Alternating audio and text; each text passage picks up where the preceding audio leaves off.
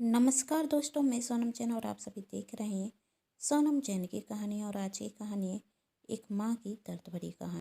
भाग 5। यदि आप सभी को मेरे द्वारा लिखी गई कहानी पसंद आए तो चैनल को सब्सक्राइब कर लीजिएगा। पास में जो बेल आइकन का बटन है उससे प्रेस करना बिल्कुल ना भूलिए, क्योंकि उसी से मिलेगी आप सभी को मेरी आने वाली हर कहानी की नोटिफिकेशन।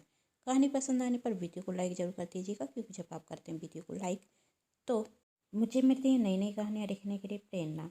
और कहानी को अपनों के साथ शेयर करना बिल्कुल ना भूलें। तो चलिए कहानी शुरू करते हैं। रोशनी अपनी माँ से कहती, माँ मुझे दूसरी शादी नहीं करनी। मैंने सिर्फ अपने पति निखिल से प्यार किया है और मेरी ज़िंदगी में उनकी जगह कोई नहीं ले सकता। तो आप इस विषय में अब मुझसे दोबारा बात ना करें तो ही अच्छा। तभी रोशनी की भाभी ने कहा, पर दीदी वो पर छोड़िए भाभी। रोशनी गुस्से में कहती, और सच सच बताइए, कहीं आपको मेरे यहाँ रुकने से तो कोई परेशानी नहीं, इसलिए मुझे भगाने की जल्दी हो आपको। दीदी आप कैसी बातें कर रही हैं, रोशनी की भाभी कहती। तब रोशनी की माँ कहती है, बेटा तू बहू को गलत क्यों कह रही है, यही तो सिर्फ तेरी भलाई के लिए सोच रही थी। तब रोशनी कहती, माँ कौन सा भरा होगा इससे, मेरा और मेरे बच्चे का क्या आपको यकीन है जिससे मेरी शादी होगी वह मेरे बच्चे का ख्याल रखेगा। सौतेली माँ को तो हर कोई बुरा कहता है, तो क्या सौतेले पिता अच्छे होंगे। मैं अपने बेटे का ख्याल खुद रख सकती हूँ, किसी को भी कोई चिंता की ज़रूरत नहीं है। और यदि कोई परेशानी हो तो साफ साफ कहिए, मैं घर छोड़कर चली जाऊँगी। मेरे जेठ जेठानी मेरा साथ पहले ही छोड़ चुके हैं, अब आप भी छोड़ना चाहती हो तो छोड़ सकते हैं, मुझे कोई दुख नहीं होगा। तब रोशनी की भाभी कहती, दीदी आप मुझे गलत समझ रही हैं, मैंने ऐसा कभी नहीं सोचा, बस मुझे आपकी चिंता है इसलिए यह सब कह रही हूँ। और सच यही है दीदी, जिंदगी जीने के लिए किसी का साथ होना जरूरी होता है। तब रोशनी ने कहा, मेरे पास मेरे बेटे का साथ है और आप बार बार क्यों कह रही हैं किसी का साथ होना चाहिए। क्या आप मेरा साथ नहीं दे पाएंगी? यदि मेरे बारे में इतना सोच सकती हैं तो बस आप ही मुझे अपना साथ दे दीजिए। तब रोशनी की भाभी कहती, दीदी आज आप मुझे गलत समझ रही, लेकिन कर आप ही पछताएंगी।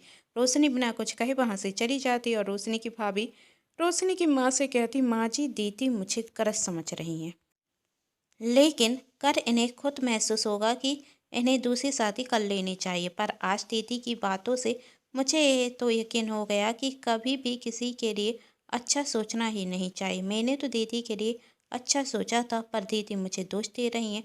आपको भी तो मेरा फैसला सही रखा था ना, और इसलिए मैंने पहले आपसे पूछा था।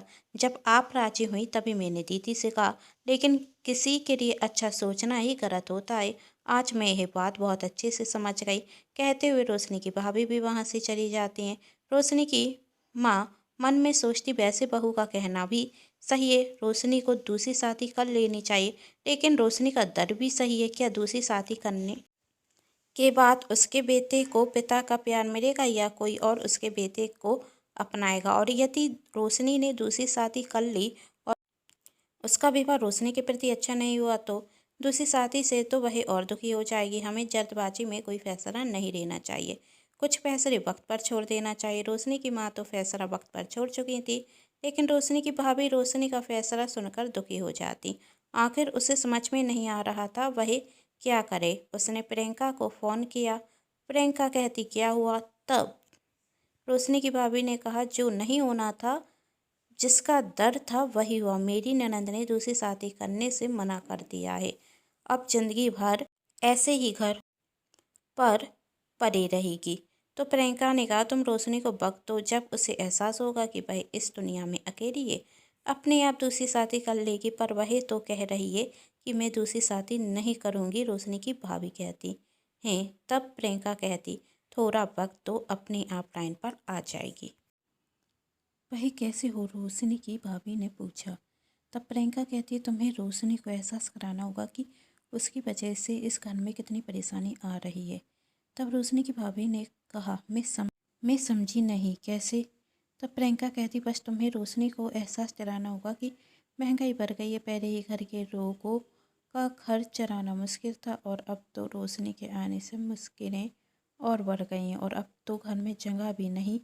ऐसी कुछ बातें रोशनी के सामने कर जिससे वह सोचने लगे, यदि मेरा खुद का घर होता तो मुझे यही सब नहीं सुनना होता। मेरा जीवन साथी होता तो मुझे ये परेशानी नहीं होती। हाँ, तेरा कहना सही है, रोशनी की भाभी कहती हैं। अच्छा तो बहुत बन लिया, अब बुरा भी बन जाती हूँ, प्रियंका ने कहा। बुरा नहीं, सिर्फ समझदारी से काम कर, सब हो जाएगा, रोशनी की भाभी कहती। तो ठीक है, मैं फ़ोन रखती हूँ, कहते हुए रोशनी की भाभी फ़ोन रख देती और दूसरे ही दिन से अपना खीर गिनना शुरू कर देती। रोशनी की भाभी रोशनी को देखते हुए कहती हैं, भगवान क्या करूं। तब रोशनी ने अपनी भाभी से पूछा, क्या हुआ भाभी, बहुत परेशान दिख रही हैं। तब रोशनी की भाभी कहती, अरे दीदी, आप तो जानती हैं दिन पर दिन कितनी महंगाई बढ़ती जा रही है, और अब देखो बच्चों की फीस भी भरना है। पहले ही घर में कितने खर्चे हैं और ऊपर से बच्चों की फीस। तो बच्चों को स्कूल पढ़ाना मुश्किल हो गया है, ना जाने कैसे यह ज़िंदगी चलेगी। अब कुछ वक्त बाद तो आपका बेटा भी स्कूल जाएगा, फिर उसकी भी फीस भरनी होगी। पहले ही दो बच्चों को नहीं पढ़ा पा रहे हैं तो तीसरे बच्चे को कैसे पढ़ाएंगे। बहू, क्या कह रही हो तुम, रोशनी की माँ ने आते हुए कहा। तब रोशनी की भाभी कहती, अरे माँ जी, आप गलत समझ रही हैं, बहे तो चिंता में थी इसलिए मुँह से निकल गया। और माँ जी क्या करूँ, सच जितना भी छुपाऊँ सच मुंह पर तो आ ही जाता है। दीदी बुरा मत मानना, अभी तो हमारे छोटे को स्कूल जाने में बहुत टाइम है, जब तक शायद इनकी सैलरी बढ़ जाए, क्योंकि घर का खर्च तो इन्हें ही चलाना है। अब बापूजी भी तो रिटायर्ड हो चुके हैं और आप तो अपने भैया की सैलरी जानती हैं कितनी कम है, लेकिन ठीक है, भगवान कुछ अच्छा ही करेंगे। कहते हुए रोशनी की भाभी मन ही मन मुस्कुराते हुए वहाँ से चली जाती। रोशनी उदास हो जाती और रोशनी की माँ से अपनी बेटी का उदास चेहरा देखा नहीं जाता। और तभी उन्हें याद आता कि रोशनी ने कहा था, यदि मेरे पास नौकरी होती तो मुझे इतनी परेशानी नहीं झेलनी पड़ती। और वही अपनी बेटी से कहती, बेटी दुखी मत हो, वैसे तेरी भाभी का भी कहना सही है, महंगाई बढ़ती जा रही है और इस महंगाई में कौन कब तक तेरा साथ देगा। तो मैं क्या करूं, रोशनी ने कहा। तब रोशनी की माँ ने कहा, तू माँ है और तुझे ही अपने बेटे की परवरिश करनी होगी, और तूने कहा था ना तू अपने बेटे के लिए माँ और पिता दोनों का कर्तव्य निभाएगी। तो अब पिता होने का कर्तव्य निभा, अपने पैरों पर खड़ी हो जा और एक अच्छी नौकरी करने लग। तब रोशनी ने कहा, माँ आप जानती हैं मेरा पढ़ने में मन नहीं लगता, तो आपको लगता है कि मेरी अच्छी नौकरी लगेगी। मेरे तो कभी नंबर भी अच्छे नहीं आए। तब रोशनी की माँ कहती, बेटा अभी तक तू बच्ची थी, लेकिन अब माँ बन चुकी है और तू तो बड़ी से बड़ी चुनौती का सामना कर सकती है। जब भी तेरा पढ़ने में मन ना लगे, अपने बेटे की शक्ल देख लेना, और मुझे विश्वास है तू एक अच्छी नौकरी जरूर करेगी। हाँ माँ, आपने सच कहा, मुझे अपने बेटे के लिए अपने पैरों पर खड़ा होना ही होगा। अब रोशनी अपनी आगे की पढ़ाई के साथ नौकरी के लिए फॉर्म भरने लगी। उसके पास कुछ पैसे जमा होते जिससे वह अपनी आगे की पढ़ाई कर रही थी। इसी तरह एक महीना निकल गया और रोशनी की माँ और पिता तीर्थ यात्रा पर गए हुए थे।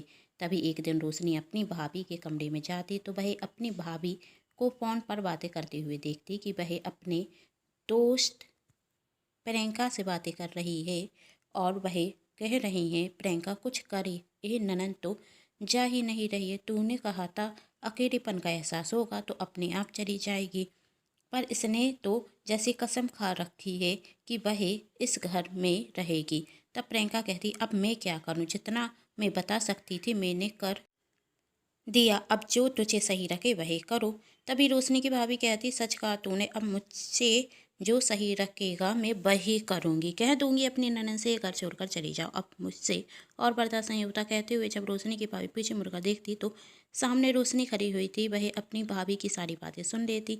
अपनी भाभी की ऐसी बातें सुनकर रोशनी को बहुत गुस्सा आता, लेकिन वह अपनी भाभी से कुछ नहीं कहती और जाकर अपना सामान पैक करती और अपने बेटे के साथ जाने लगती। तब रोशनी की भाभी रोशनी से कहती, दीदी आप मेरी बातों को गलत समझ रही हैं। तब रोशनी ने कहा, गलत तो मैं अभी तक समझ रही थी कि आप मेरी परवाह करती हैं, मेरे जेठ जेठानी की तरह नहीं है, लेकिन आप भी उन्हीं की तरह निकली। कोई बात नहीं भाभी, आपने मुझे आज एहसास करा दिया कि मुझे अपनी लड़ाई अकेली ही लड़नी होगी।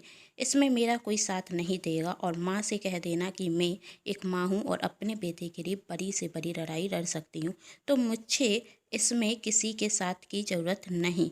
और माँ से कह दीजिएगा कि वह मेरी चिंता ना करे, मैं अब खुद अपने पैरों पर खड़ी हूँ और अकेले ही अपने बेटे का पालन पोषण करूँगी। कहते हुए रोशनी वहाँ से चली जाती और रोशनी की भाभी मन ही मन खुश होती। कम से कम इस आफत से छुटकारा मिला। रोशनी घर से जा चुकी थी और एक किराए के घर में जाकर रहने लगी। अपना और अपने बेटे का खर्च चलाने के लिए प्राइवेट स्कूल में नौकरी करने लगी, जिससे उसे ज़्यादा सैलरी नहीं मिलती। रोशनी साथ में अपनी पढ़ाई भी करती और आगे चलकर उसकी एक अच्छी नौकरी लग जाती, जिससे वह अपने बेटे का पालन पोषण बहुत अच्छे से करती और आज रोशनी अपने बेटे के साथ बहुत खुश है। यदि आप सभी को मेरे द्वारा लिखी गई ये कहानी पसंद आए तो चैनल को सब्सक्राइब, वीडियो को लाइक एंड शेयर जरूर कीजिएगा। Thanks for watching.